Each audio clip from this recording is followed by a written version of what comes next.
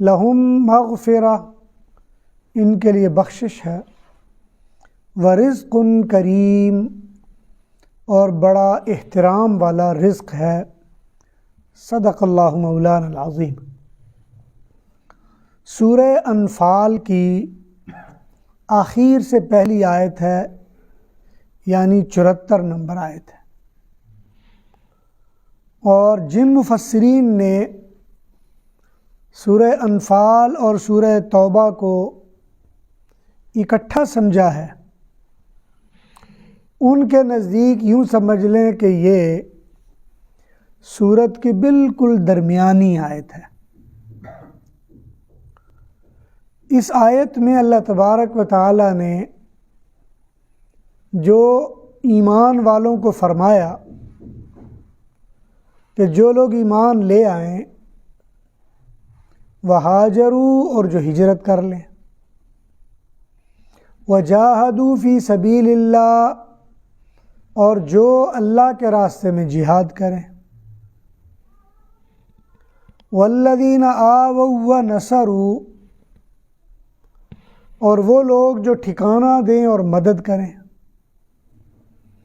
اولئک هم المؤمنون حقا، یہ پکے سچے ایمان والے ہیں۔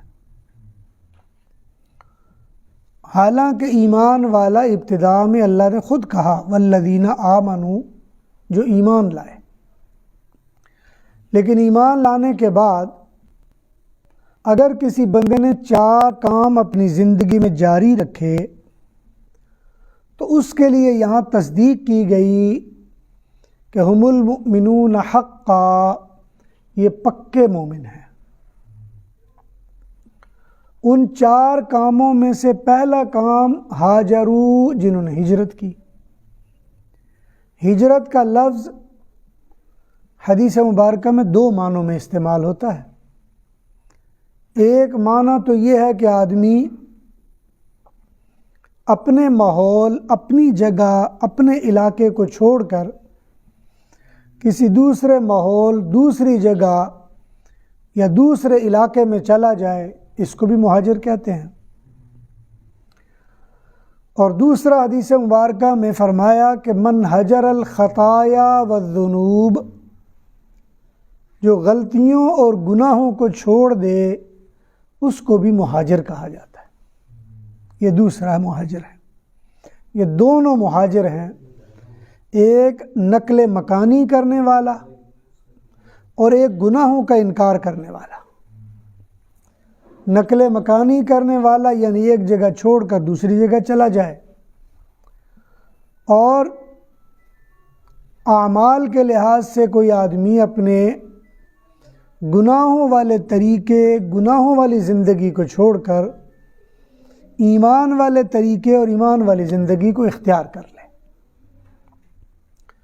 اسی لیے ایک حدیث مبارکہ میں نبی علیہ السلام نے فرمایا والمہاجر من حجر الخطایا والذنوب، اصل مہاجر وہ ہوتا ہے جو غلطیوں کو اور گناہوں سے ہجرت کر جاتا ہے، گناہوں اور غلطیوں کو چھوڑ دیتا ہے۔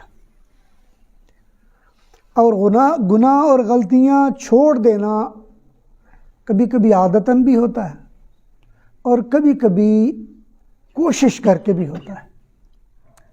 عادتاً اس طرح کہ کوئی آدمی گناہ کا موقع پائے اور گناہ نہ کرے، غلطی کا موقع پائے اور غلطی نہ کرے،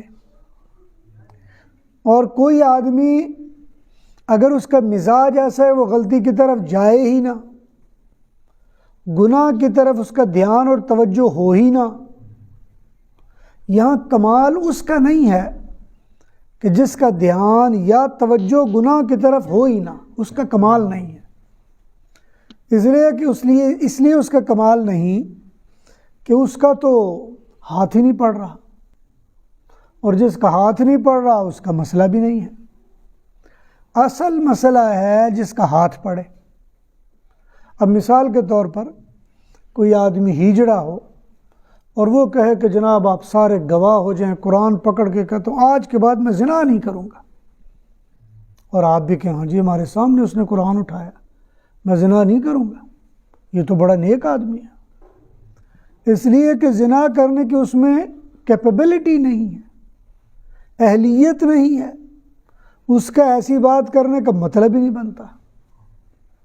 اسی لیے شیخ سعدی رحمۃ اللہ علیہ نے فرمایا کہ گداگر تواضع کند خوئے اوست، یہ مانگنے والے جو ہوتے ہیں نا، یہ جو مانگتے پھرتے ہیں، اگر مانگنے والا کوئی تواضع کرے، عاجزی کرے، مسکینی کرے، بھائی یہ تو اس کا دھندا ہے، ہر ایک کے سامنے اللہ کے واسطے بڑی مہربانی، تم مہربانی کر دو، ہر ایک کے سامنے کرے گا۔ اگر کوئی اس کو برا بھلا بھی کہے گا پھر بھی تم نے کوئی مہربانی، اس کے جواب میں کبھی برائی نہیں کرے گا، اس لیے کہ اس کا دھندا ہے، وہ یہ کام کرے گا تو پیسہ ملے گا اور اس نے تو پیسہ لینا ہے۔ البتہ کوئی ایسا آدمی جس کی اتھارٹی ہو، جس کی طاقت ہو، جس کا اختیار ہو، اور وہ کسی کو ایسی تیسی پھیر بھی سکتا ہو، پھر وہ کہے چلو کوئی بات نہیں۔ اصل تواضع یہ ہے، اصل عاجزی یہ ہے۔ اسی طرح اگر کوئی آدمی گناہ کرنے کی اہلیت ہی نہیں رکھتا، اب اگر کوئی اندھا آدمی کہے کہ تم سارے گواہ بن جاؤ، آج کے بعد میں کسی غیر عورت کو نہیں دیکھوں گا، اور آپ گواہ بن جاؤ، تو یہ کسی غیر عورت کو نہیں دیکھے گا، اور پھر 8 10 20 25 دن کے بعد کہے جناب جو مرضی قسم اٹھا لو، ان 100 دنوں میں 10 دنوں میں نے کسی غیر محرم عورت کو نہیں دیکھا، اب اس کو یہ کہیں گے یہ بہت بڑا ولی ہے، کیونکہ دیکھو غیر محرم کو دیکھا ہی نہیں۔ بھئی وہ اندھا ہے، وہ کیا دیکھے گا بیچارہ؟ جس کو پتہ ہی نہیں کالا سفید کیا ہوتا ہے وہ کیا دیکھے گا؟ اگر کوئی بہرا آدمی وہ آپ کو گواہ بنائے اور قسمیں اٹھائے، قرآن اٹھائے کہ آج کے بعد گانا نہیں سنوں گا، تو بھائی وہ تو ہے ہی بہرا، اس کے اندر تو استعداد ہی نہیں سننے کی۔ تو اس لیے ایسا بندہ یا بندی جس میں صلاحیت ہی نہ ہو، شریعت اس کو اہمیت نہیں دیتی۔ شریعت اہمیت دیتی جس کے اندر استعداد ہے، صلاحیت ہے، طاقت ہے، جو کچھ کر سکتا ہے، پھر نہیں کرتا، شریعت کہتی یہ ہے اصل بندہ۔ اسی لیے فرمایا والذین آمنوا ہاجروا، جو ایمان والے ہیں، ایمان کے بعد انہوں نے ہجرت کر لی، اور ہجرت کا مطلب یہ کہ اس نے گناہ کی صلاحیت اور استعداد ہوتے ہوئے گناہ نہیں کیا، یہ ہجرت ہے۔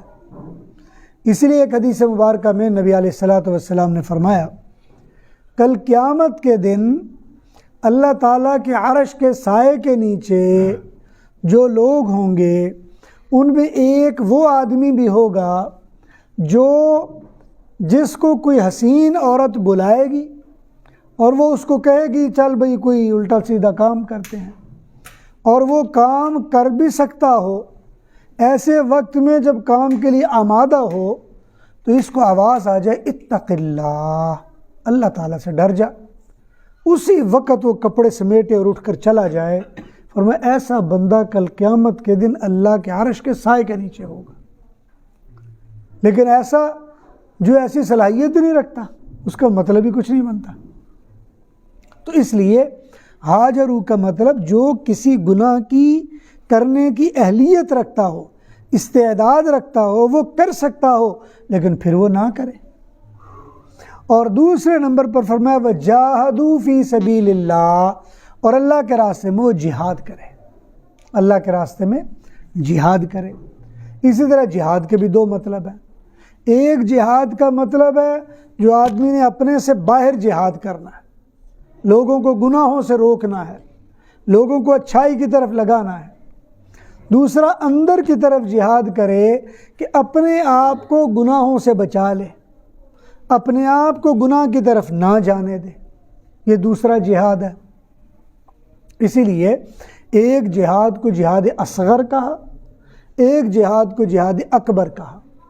جہاد اصغر کیا ہے کہ سامنے پتہ یہ دشمن ہے، دشمن کا مقابلہ آپ کر رہے ہو، یہ جہاد اصغر ہے، اس لیے کہ دشمن نظر آ رہا ہے، اس کا وار نظر آ رہا ہے، اس کی تلوار نظر آ رہی ہے، اس کی طاقت نظر آ رہی ہے، اس کا حملہ نظر آ رہا ہے، آپ کو پتہ چل رہا ہے۔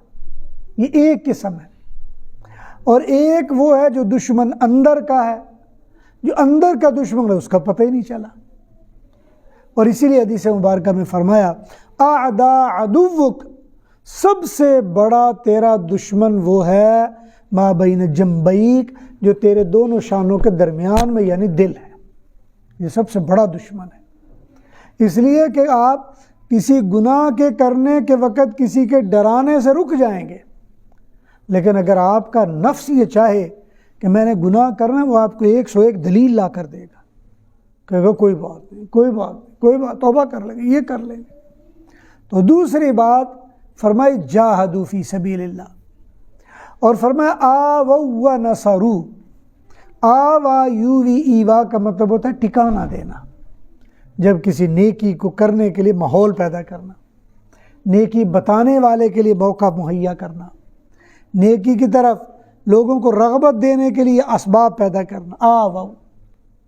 اور پھر نصروا کا مطلب یہ ہے کہ جب کوئی بندہ نیکی کرنے لگے، اس کی نیکی کرنے میں اگر کوئی رکاوٹ آئے تو آپ اس کی مدد کے لیے چل پڑو، آپ اس کو سیدھے راستے کی طرف لگانے لگو، آپ اس کو اپنے قریب کرنے لگو، آپ اس کو اچھی باتیں بتانے لگو، آپ اس کو برائیوں سے روکنے لگو، یہ نصروا، یہ اس کی مدد کر لو آپ۔ اور حقیقت بات یہ ہے کہ مدد کرنا تو بہت ہی بڑی سعادت ہے۔ اللہ تبارک و تعالی جب کسی کو یہ توفیق دے دیتے ہیں تو وہ تو بڑی قسمت والا آدمی ہے کہ جس سے اللہ تعالیٰ نیکی میں مدد لے لیتے ہیں۔ فرمایا یہ 4 کام، یعنی ہجرت کرنا، جہاد کرنا، ٹھکانہ دینا اور مدد کرنا، جو آدمی اپنی زندگی میں یہ کام کر لے، فرمایا اولئک هم المؤمنون حقا، یہ پکا سچا مومن یہ ہے صحیح پکا سچا مومن۔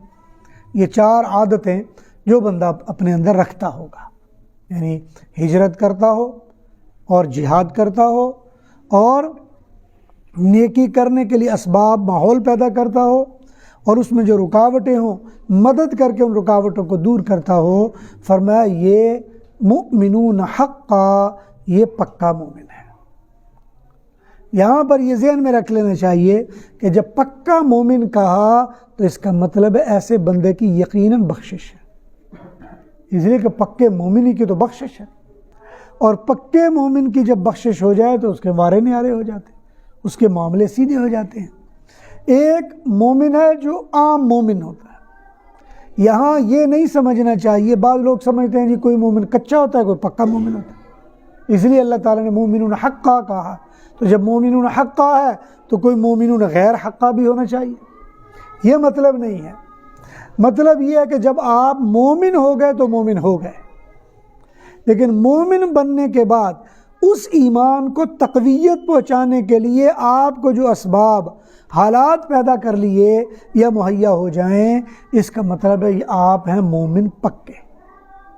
اور فرمایا لہم مغفرہ، ایسے پکے مومن کے لیے مغفرت تو یقینی ہے، وَرِزْقٌ کریم، اور ان کے لیے رزق بڑا برکتوں والا اللہ تعالیٰ کے پاس ہے۔ تو اللہ تعالیٰ سے دعا ہے اللہ تعالیٰ ہمیں بھی پکا سچا مومن بنائے۔ اور انشاءاللہ یہ عشاء کے بعد تھوڑا بیان کریں گے ذکر اذکار کے حوالے سے، اور کچھ تسبیحات بھی پڑھیں گے، اور انشاءاللہ دعا بھی کریں گے۔ اللہ تعالیٰ ہم سب کی دعاؤں کو بھی قبول فرمائے، اور جو کہا سنا گیا اپنی بارگاہ میں اللہ قبول فرمائے۔